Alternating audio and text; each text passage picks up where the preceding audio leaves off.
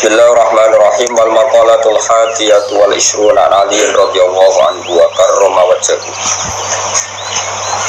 Dewe ngeten kun indallahi khairan nas wa kun indan nasi syarran nas. Kun ana sira indallahi mugi Allah khairun nas iku dadi api-api manusia. Wa kun ana sira indan nafsi menurut urutan nafsu, urutan keinginan iku syarran nas wa ala manusia. Padahal kau tu mengkono kabeh uta al-mazkur min kaunika khairun nas indallah. Iku kama qala Sayyidi Asy'abul Qadir Al-Jilani qaddasa sirra. Ngeten carane berpikir, idala kita nalikane ketemu sira ahad den suci minan nasi sange manusa, ayat mengkono ngali sira al-fadla ing keutamaan lagu kedue ahad. Ale kang alana ing atase sira. Kamu ketemu siapa saja harus berpikir dia lebih baik ketimbang Anda. Watakuru lang tafsiro asa menawa kaya kunayen to ana sapa wong utawa ana sapa ahad.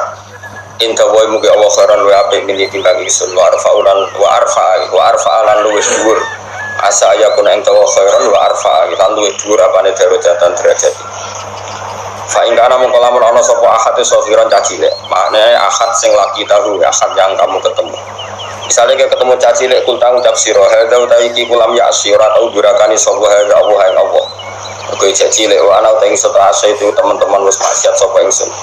Fala syaka mongko wajib apa anaku sak temene sobi kok khairon le apik ngene dibanding ingsun. Utawa fala syaka mongko ora ana keraguan iku wujud anaku sak temene sobi khairon le apik ngene dibanding ingsun. Wa ing kana lamun ana sapa ahad dan silaki tahu kabiran kutuwa. Kultam mongko ngucap sira ngene. Hadza utawi iki ukut abada teman-teman nyembah sapa hadza wa ing Allah qablis durunge ingsun. Nah, ketemu caci cilik ora tau maksiat, ketemu wong tuwa anggap bae ibadah luwih akeh. Wa ing kana lamun ana sapa ahad iku aliman iku alim, kita mongko ngucap sira. Hadza utawi iki utiya den paringi sapa hadza. Ma ing perkara lam ablu kang ora tumeka ingsun. Wa nalalan merkule sapa hadza ma ing perkara lam anal kang ora merkule sapa ingsun. Wa alimalan ngerti sapa hadza ma ing perkara jahil tu kang bodho sapa ingsun. Bahwa tihada iku amalu nglakoni sapa hadza ilmi iklan ilmine hadza. Wa ing kana lam ana sapa ahad iku jahilan sing bodho kulta mongko ngucap sira ngene. Hadza ta iki ku aso durakani sapa hadza wa ing Allah bijalan mergo bodho. Wa ana hale ta ingsun aso itu durakani ingsun wa Allah ilmi kang ngerti. Ketika orang bodho maksiat kowe muni hadza aso wa bijalan iki maksiat mergo bodho wa ana aso itu ilmi. Wa ana ta ingsun aso itu durakani ingsun wa Allah ilmi kang ilmu. Tawala adri lan orang ngerti sapa ingsun bima kelan perkara yuftamu kang den pungkasna apa mali kedhe ingsun. Au bima ta kelan perkara yuftamu kang den pungkasna apa malahu kedhe ahad. Toh kita tidak tahu dia berakhirnya kayak apa. Wa in kana lamun ana sapa ahadan sing laki tahu kafiran ku kafir. Ulta moko ngucap sira la adri orang ngerti ingsun. Asa menawa-menawa iku ayustima yen to Islam sapa ahad. Sapa kafir asa menawa-menawa ayustima yen to Islam sapa kafir. Fayuh tamu kau dan pungkasi sopolahu gede kafir di khairil amal iklan api-api amal. Fayuh tamu kau dan pungkasi sopolahu gede kafir di khairil amal iklan api-api amal. Wa asalan menawa-menawa anak furento kafir sopo ingsun. Fayuh tamu kau dan pungkasi sopoli gede ingsun bisuil amali kelawan ele-ele amal. Terus ini cara melawan takabur, cara melawan takabur seperti tadi yang mulai disebut Syabdul Qadir Jalan. Ini tentang kitab Bunyah terus di bab di Ihya diulang lagi bab seperti ini hampir semuanya sama. Nopo cara ngendikan ulama semuanya seperti ini. Makanya kemungkinan kiai alim jadi garis lurus itu kecil. Tapi buatan masalah garis lurus tengah nur buatan mesti buatan kula buatan kenal dan saya juga nggak pernah berpolemik. Artinya bergaris lurus begini. Saya ini baca hadis banyak dan dari baca banyak itu ada hal-hal yang memang kita harus ngambil sikap, termasuk sikap tidak ngambil sikap. Saya ulang lagi, sikap tidak ngambil sikap. Misalnya berteman orang fasik itu ya macam-macam. Kita sebagai fakih ya, sebagai orang yang mengkaji fikih itu memang fasik itu dibeda-bedakan ya. Ada fasik yang dia ada sholat subuh, ada sholat zuhur, terus dia mungkin sering zina dengan lonte, dengan macam-macam lonte lah. Contohnya yang nggak punya suami. Ini fasik masih kategori fasik, artinya dia fasik, tapi hak adamnya masih rendah. ini boleh kamu nggak bersikap tegas. Tapi kalau faseknya itu menzinai istrinya orang, faseknya itu menculik anak-anak atau membunuh orang, atau fasek mencuri harta orang, ini tentu kita harus tegas, meskipun tanpa menvonis orangnya, tapi hukuman perilakunya harus tegas. Saya ulang lagi, jangan karena kitab ini kitab Nasihatul Ibad ini kan pas tepaan saja beliau ngendikan tentang haramnya ketakabur dan cara mendidik takabur itu begitu. Setiap orang dipandang lebih baik. Saya ulang lagi, setiap orang dipandang lebih baik. Tapi masalah kita secara fikih adalah bahwa orang itu punya kewajiban. Di antara kewajiban itu nahi mungkar. Dalam tema-tema seperti ini mungkin orang-orang yang garis lurus, orang-orang yang mungkin di ormas-ormas keras lebih baik. Caranya gimana? Tadi kita milah-milah sesuatu yang efeknya itu muta'addi ya, sesuatunya itu efeknya kemana-mana. Misalnya begini, ini rungono tenan, awas nak salah rokok. Begini misalnya, Rasulullah itu pernah ngetikan gini, dosa paling besar itu apa? Nah, pertama jawab al-isyraq billah, syirik. Dua, qatlun nafsi, membunuh. Tiga, antuzaniyat bihalilati jarik, menzinai istri tetangga kamu, atau umumnya istrinya orang lain. Sehingga dalam Islam tidak ada orang membunuh orang lain terus kemudian ditakwil. Jangan-jangan punya motif yang positif, tidak bisa, ini kriminal loh. Makanya jangan sembarangan kamu bilang misalnya kita harus berbaik-baik orang fasik, bisa saja nanti husnul khotimah. Fasik yang mana? Urusan husnul khotimah itu urusan Tuhan. Tapi kalau fasiknya ini dengan cara yang muta'addi ya, yang efeknya itu merugikan orang lain. Kowe iso nyabari orang yang menculik anak kamu, yang menculik istri kamu. Tapi kamu bisa mensabari orang yang nggak pernah sholat subuh. Seorang lagi, kowe iso kan nyabari orang nggak sholat subuh, nggak sholat duhur, bisa kan? Tapi nak menculik istri kamu, anak kamu, nggak bisa. Syariat pun mengatakan nggak bisa. Orang membunuh orang lain ada kisos. Orang menzina setelah kawin ada rajam. Bahkan orang yang menculik, menggarong dan membunuh itu nggak boleh langsung dibunuh. Itu ada yang dicongkel matanya, yang disalib macam-macam. Harus keras hukumannya dalam hukum Islam. Makanya nggak boleh ngaji satu kitab hanya karena satu kitab terus kita ngaji terus tawadhu, ambil uang sing mateni bojomu ya tawadhu, ambil lu gendeng jeneng orang tawadhu tapi kok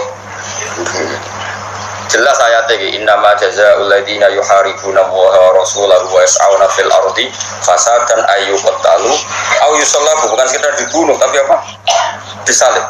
Autuqatta'a aydihim wa arjuluhum min khilafin aw yunfau minal ard. Sebelum disalib tangan kanannya misalnya dipotong, tangan kirinya dipotong, atau selang-seling tangan kirinya dipotong, tangan kanannya dipotong. Autuqatta'a aydihim wa arjuluhum min khilafin. Khilaf itu di apa? Diselang-seling. Itu hukumannya keras sekali. Begitu juga misalnya maling yang melebihi rubu dinar. Meskipun kita tidak bisa melakukan hukum itu karena kita di negara Pancasila, itu nggak masalah, kita tidak melakukan itu. Tapi kita tahu kadar emosinya Allah, kadar dukanya Allah, kadar dukanya Allah dan Rasul. Saya ulang lagi ya, saya pernah ngomong ini, matur ini di depan kiai-kiai kajian. Jadi begini, maksud saya kenapa saya cerita ini. Kemarin saya juga ashari apa ya, tanggal Kamis itu kan tanggal 1 Muharram, berarti Rebu. Kemarin Rebu saya ada acara aswaja di Tayu dengan Bu Zofur, terus saya habis itu ngajar Mahat Ali di pondoknya Mbak Sahal. Saya ngomong begini, hukum itu kamu tidak harus bisa melakukan, karena untuk mengeksekusi kotil, misalnya pembunuh itu butuh hukum negara. Dalam konteks ini negara Islam, kamu nggak boleh misalnya sama pembunuh anak kamu langsung membalas apa? Membunuh tanpa hukum apa? Lewat hukum negara, memang aturannya gitu. Semua sahabat dulu nggak pernah langsung membunuh pembunuh ayahnya, tapi matur Nabi dan lewat pengadilan, lewat keputusan negara. Itu juga orang zina nggak langsung dibunuh, tapi lewat Nabi dan terserah Nabi memberi hukuman apa. Tapi hukum pokoknya boleh dirajam. Itu aja saya katakan boleh. Kenapa? Berkali-kali orang ngaku zina sama Nabi pokoknya nangi pitok, kok nangkui ngambung tok. Dan beberapa kali disarankan juga halla satarta. Mbok ya kamu tidak usah apa? Bilang, kamu tidak usah ngomong. Jadi tidak langsung dirajam tapi sekian dikasih. Nah, sehingga terus karena Nabi dulu menyarankan istitar, gak usah ngaku, akhirnya saya ngaku kakian nanti saya gitu. Karena memang dulu prosesnya juga dipenging nopo. Aku. Saya kira usah dipenging wis ra ngaku kabeh. Makanya saya bilang rajam itu tidak wajib juga, hukumnya begitu. Tapi zaman Nabi pun banyak yang ketika lapor pernah zina sama Abu Bakar, sama Umar, disarankan halal satar tahu bidelik, mana nih boyau kamu itu istitar, tapi kemudian Anda tobat. Ini penting ya, saya ulang lagi, ini penting sekali. Karena kalau kamu berdalih negara Indonesia itu tauhid, tidak ada rajam, tidak ada qat'us sariqah, tidak ada macam-macam. Pertanyaannya itu begini loh, setelah hukum rajam tidak ada, hukum qisas sama pembunuh tidak ada, setidaknya kalau kamu tahu hukumnya qatilun nafsi itu qisas, kamu tahu tingkat murkanya Allah. Kalau kamu tahu tingkat murkanya Allah, misalnya di qisas nggak ada, kemudian negara modern dihukum seumur hidup, kamu harus setuju. Tapi dihukum seumur hidup ini kamu bukan setuju karena itu pengganti qisas. Saya ulang lagi, pengganti apa? Enggak, tapi kamu harus setuju biar pantasnya wong dolim itu dapat hukuman. Ya pantasnya wong dolim itu dapat. Tapi kamu tetap harus yakin kalau qisas lebih baik ketimbang hukum seumur hidup.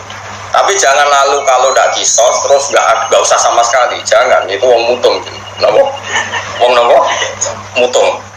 Dalam kaidah fikih tidak boleh seperti itu. Jadi malah yudroku kullu, la yudroku kullu. Kalau tidak bisa ideal ya jangan sama sekali. Guling-gilingan, nah, orang yang berbuat dolim lahum fid dunya khizyun, di dunianya harus dapat kehinaan. Hanya ada orang jadi lonte karena ini negara modern, demokratis, nggak ada hukumannya, itu urusan hak asasi manusia. Apalagi dia ada punya suami. Oke, itu urusannya.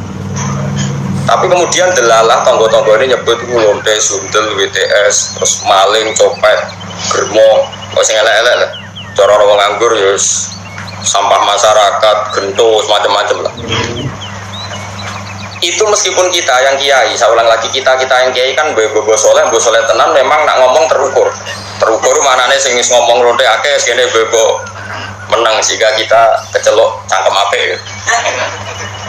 Mas oke bebo soleh, kamu harus kuat ilmunya, itu bagus ketika masyarakat menvonis itu lonte, sundel, maling, copet, gendut.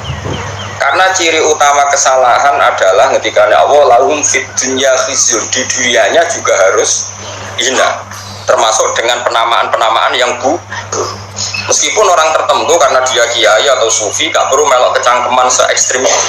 Tapi biarkan kalau Allah bikin hukum seperti itu, karena ciri utama kesalahan adalah lahum fid dunya khizyun. Kalau salah itu dimaki. Ini penting kalau aturakan, kata ngedikane Kanjeng Nabi, Allah itu akan mencabut barokahnya bumi jika orang dolim tidak dikatakan dia dolim. Karena nanti kalau salah istilah, misalnya satu kampung itu orangnya beretika semua, khusyuk kabeh, meneng kabeh, terus omongane apik kabeh. Ono wong lonte dari boten dere-dere, ono copet jare niku boten copet nih, niku tiang kreatif sing gawe. Ono lonte jare, wah niku tiang laris. Wah yo repot nih.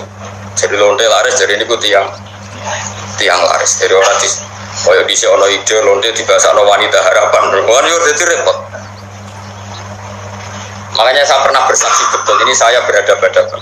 Ada orang yang aid karena frisek ya, bukan aid karena kecelakaan bekasnya jarum atau bekasnya gigitan atau apa, pokoknya karena benar-benar frisek ya, saya bebas ngawur.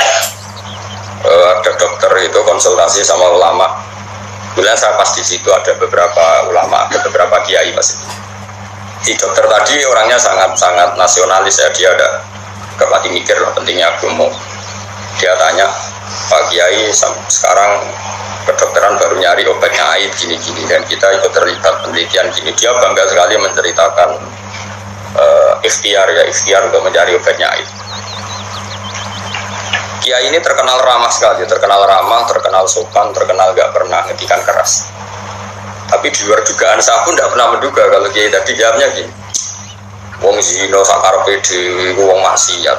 Pangeran kepen ngukum sampean kepen ngobati. Ono nak sampean kepen nantang kersane pangeran. Oh nangis dokternya. Dia enggak ngira kalau kiainya jawabnya seperti itu. Sama orang copet itu kan merugikan orang banyak. Gawa bojone wong zina merugikan orang banyak. Kemudian masyarakat kita sudah menghukum dia sundel, dia copet, nak menotobat. Setidaknya ini enggak jadi karakter yang dimaklumi. Kalau perilaku ini dimaklumi kan malah repot kita. Anak kita zina tidak merasa salah, istri kita, saudara kita, karena merasa di situ nggak diperlakukan secara sinis. Barokahnya diperlakukan secara sinis kan lumayan, ada ketakutan, paham ya? Paham ya? Nah seperti ini ya biarin Allah bikin hukum lahum fid dunya khizyun, di dunianya pasti ada unsur hina. Entah kadarnya gimana itu terserah pangeran. Terserah pangeran. Misalnya orang bodoh jadi imam, motornya surat silah di Fatihah, terus dikeluarkan dari masjid, mau duduk jadi imam keben. Nak rata ono kejadian itu sok bodoh-bodoh pede, terus imami nyanyi Indonesia Raya kan yo repot. Jadi kita ini harus mikir juga. Mergo masyhur itu. Ono wong saking bodone iku mau belajar fikih, kok fikih kabeh ono khilaf. Bareng dene mondok Mekah mau dolanan tok. Tiap takoki masail fikih disebut fihi kaulani. Ini ada dua pendapat. Wong pertama ngirane alim kabeh. Wong kok kabeh roh iku ono khilaf. Terus harus sing mangkal takoki. Bah, hukumnya demenan fihi kaulani. Nanti Arab. Karwan demenan kok fihi. Kalau tadi demenan dan rokok ngawur. Demenan itu hukumi fihi kaulan. Berdene itu mau latihan nih gue alim, alim tapi gue paham ke? Rasani itu hukumnya haram. Tapi Allah ila yaumil kiamah apa gawe wong ngrasani itu banyak.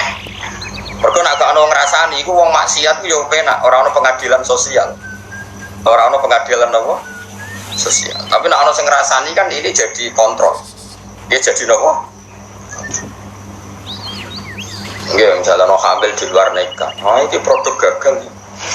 Oh, kenapa rabi ke susu lah, kena kan? Akhirnya satu keluarga malu, terus mereka yang belum kena, di komitmen jangan kena supaya tidak malu di depan masyarakat. Ini barokah sekali pengadilan-pengadilan seperti ini. Nah, untuk yang kiai, yang imam masjid, sering kecelok khusyuk, tokoh masyarakat, mereka itu gelar tokoh rujukan, ya butuh ibu-ibu cangkem apa? Si ibu-ibu tapi kejo tenanan. Kamu harus terbebas korupsi, ono KPK, urip ya copet, nantok, elek. Ini kita trik jadi kiai alim bang. Enggak ya kayak ibu-ibu, nama ibu-ibu kayak pulau, pokoknya seperti, pokoknya kayak pulau nanti butuh anut. Dia macam ngoten. Kalau ini termasuk matur tengah aswaja tentang tayu matur ngoten. Rasulullah itu unik, figur yang unik. Misalnya begini, Mustafa kok mati ngombe. Mustafa era pantas ya. Apa? Saya gak pantas. Saya itu sama sholah ya akan berdoa. Pokoknya orang wong mati bergoplosan. Nah, saya mati ini bergoplosan nanti ngalami. Mati bergombe oplosan. Kadang-kadang nunggu ya sholah, kadang baik sholah kalau majelis taklim. Putune kurang ajar, ngombe oplosan mati tenan. Mati ra urip. Walhasil rame, piye jelas matine ku oplosan. Wong seksine ada dan komunitas grupnya ada, ono sing setengah mati, ono sing mati tenan. Ya terus kemudian ada yang tanya saya, Gus, kampung saya ngalami seperti itu, saya ini kiainya di situ, sebaiknya saya nyolati apa enggak? Kata kok itu termasuk kitab tak ada di situ, paling top Gus. Soalnya kata orang-orang saya ini kiai induknya. Segini ya, satpat-satpat itu atau ngomong petani biasa itu konsolat, itu 5 tak 6 gue syarat. Sing gue rasul, ya sing gue rasul. Kayak kitab, loh. Begini logikanya begini, ini rumah tenan, awas nak salah rokok. Janazatu muslim. Ini saya ngomong di depan para kiai. Ini penting saya aturkan, bukan karena saya sombong. Ciri khas kebenaran fikih adalah diomongkan di depan banyak, kemudian dikontrol ahlul ilm.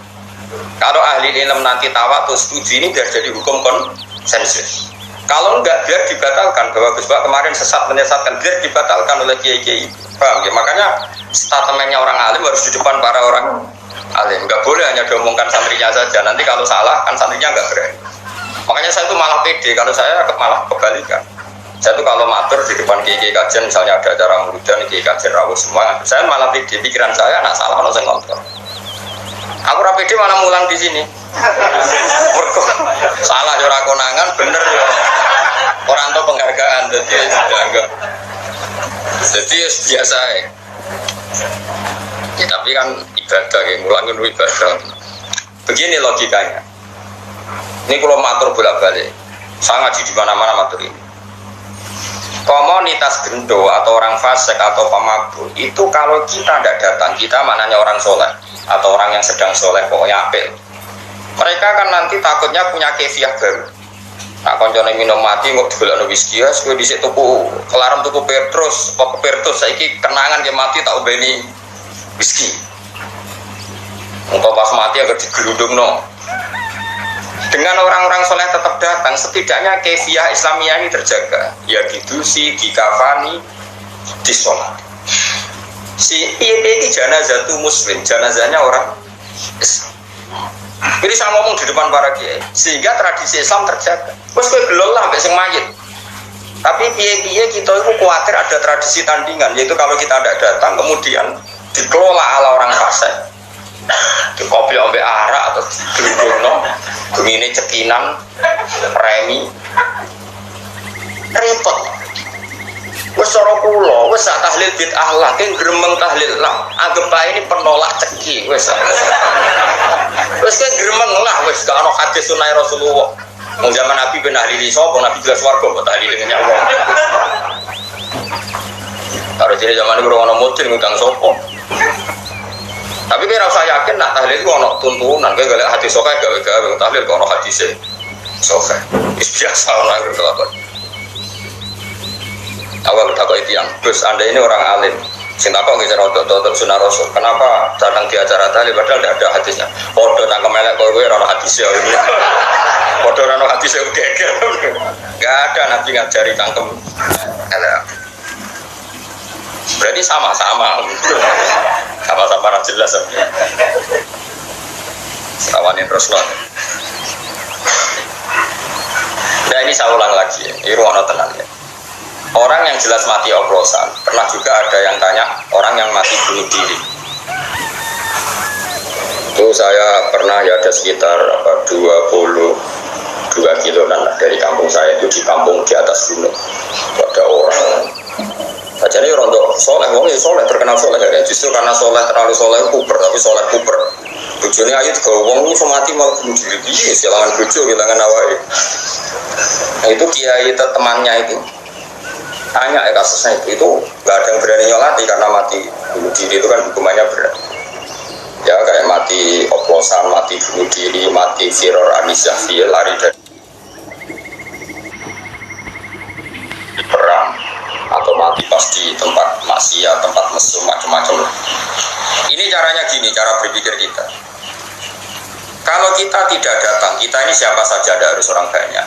Nanti mereka melahirkan kefiah baru. Biasa lagi melahirkan itu satu. Dan ini tidak baik bagi Islam karena nanti setelah ada kefiah baru, kita ini malah kesulitan menghilangkan.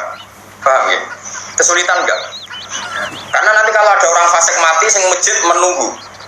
Grupnya mereka sudah bikin kefiah belum? Ternyata mereka datang lebih awal terus dikefiahkan ala mereka, nggak ada sholat, nggak ada kafan, terus langsung kita kerepotan kan? Mendingan kita datang. Dan alhamdulillah tadi saya contohkan rata-rata mbahnya itu ya orang soleh atau keluarganya atau RT-nya. Sehingga karena mereka soleh ini kayak sepakat masih fasik lah diperlakukan sebagai janazah muslim. Kadang baik nangis-nangis yang kiai putu pulau Gus, putu pulau Yai jenengan juga notis pulau yang kelakuan yang pun ngoten macam-macam.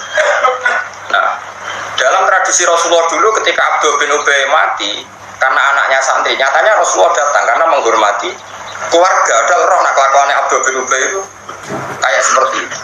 Anggap saja kamu menghormati keluarga.